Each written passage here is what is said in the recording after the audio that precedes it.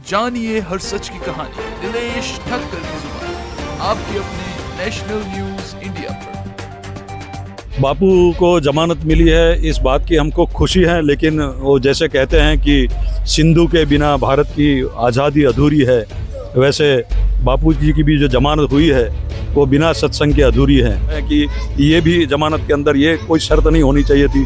और बापू जैसे पहले सत्संग करते थे वैसे सबको सत्संग करते हुए सभी को अपना जीवन दर्शन कराएं। बापू ने 80 साल, अपने जीवन के 80 साल सनातन के लिए कार्य किया, गरीबों के लिए कार्य किया, जो पीड़ित है, दुखित है, वंचित है, ऐसे लोगों के लिए कार्य किया। मैं संत समाज की ओर से और समग्र बृहद हिंदू समाज की ओर से कोर्ट को मैं ये कहूँगा, जो भी तथ्य हैं और सत्य हैं वो सामने लाया जाए, क्योंकि हमने देखा है ये जो पूरा षड्यंत्र था, एक राजकीय षड्यंत्र था, और राजकीय षड्यंत्र के तहत बापूजी को ये सजा मिली थी। लाखों और करोड़ों उनके जो अनुयायी है, सबके दिल में बापू बसे हुए, और सब ये मानते हैं कि बापू निर्दोष है, उनको फंसाया जा रहा है। तो जितना हो सके उतना जल्दी बापू को निर्दोष बरी कर दिया जाए। तो इस पूरी खबर को लेकर आप लोगों की क्या राय है? आप लोग भी वीडियो के कमेंट बॉक्स में जाकर आप लोग भी अपनी राय अवश्य रखिएगा।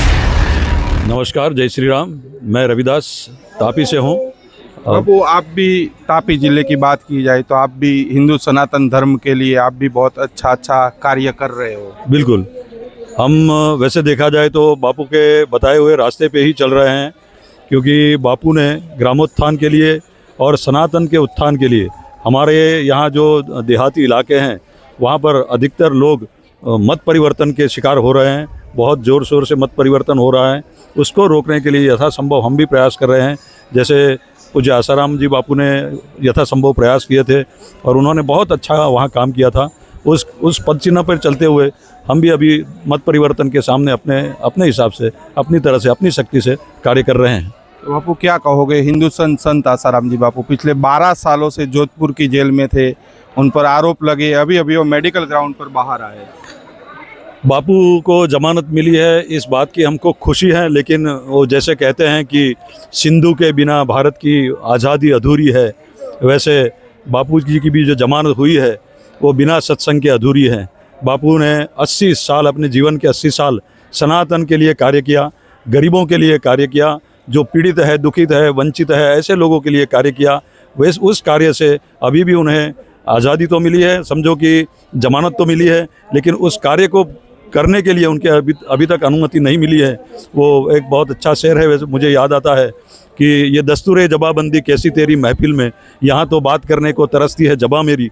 इतने सारे साधक 13 सालों की प्रतीक्षा के उपरांत बापू को अभी भी सुन नहीं पा रहे हैं, तो वो उनको कहीं ना कहीं ऐसा लगता है कि ये भी जमानत के अंदर ये कोई शर्त नहीं होनी चाहिए थी। और बापू जैसे पहले सत्संग करते थे वैसे सबको सत्संग करते हुए सभी को अपना जीवन दर्शन कराएं, जीवन को उच्च करें और सनातन के लिए कार्य करें, सनातन के लिए प्रेरित करें। ये उनको मिलना चाहिए, ये भी स्वतंत्रता, ये भी जमानत में मिलनी चाहिए थी। आखिर क्यों जो सनातन का काम करेगा, जो हिंदुओं को एक करने की बात करेगा, उन पर ही आरोप लगते हैं? ये परापूर्व से चला आ रहा है हिंदुस्तान। जब से, मैं कहूँगा कि जब से हमें आज़ादी मिली है तब से शासन में जो लोग भी आए उन्होंने कभी भारतीयता का विचार नहीं किया है।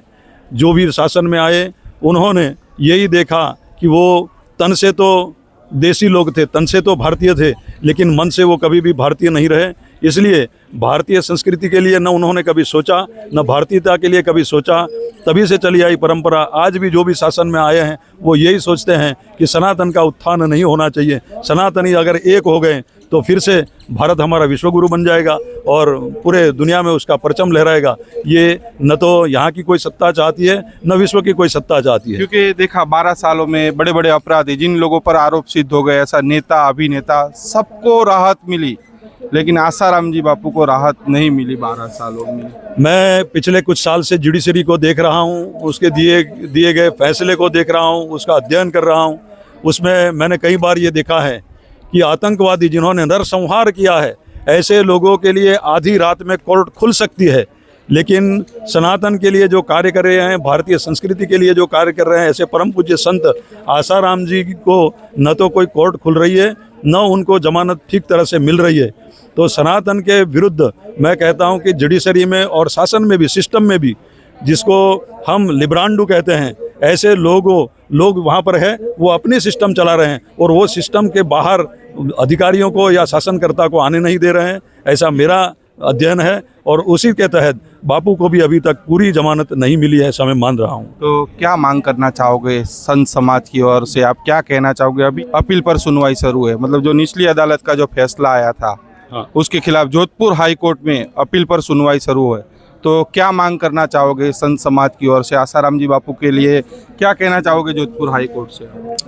मैं संत समाज की ओर से और समग्र बृहद हिंदू समाज की ओर से कोर्ट को मैं ये कहूँगा कि प्रायोरिटी के इस पर स्तर पर इस केस की सुनवाई की जाए और जो भी तथ्य हैं और सत्य हैं वो सामने लाया जाए, क्योंकि हमने देखा है ये जो पूरा षड्यंत्र था, एक राजकीय षड्यंत्र था और राजकीय षड्यंत्र के तहत बापूजी को ये सज़ा मिली थी, बापूजी को ये जमानत नहीं मिल रही थी।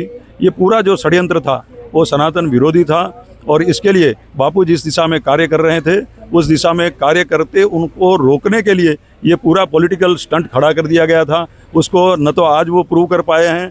मैं अदालतों से ये बड़ी विनम्रता से आपके माध्यम से अदालतों से ये कहना चाहूँगा कि इस केस की जितनी हो सके उतनी जल्द सुनवाई होनी चाहिए, तथ्यों के आधार पर सत्य बाहर लाना चाहिए और बापूजी जो निर्दोष हैं, हजारों लोग, लाखों और करोड़ों उनके जो अनुयायी है, सबके दिल में बापू बसे हुए और सब ये मानते हैं कि बापू निर्दोष है, उनको फंसाया जा रहा है। तो जितना हो सके उतना जल्दी बापू को निर्दोष बरी कर दिया जाए।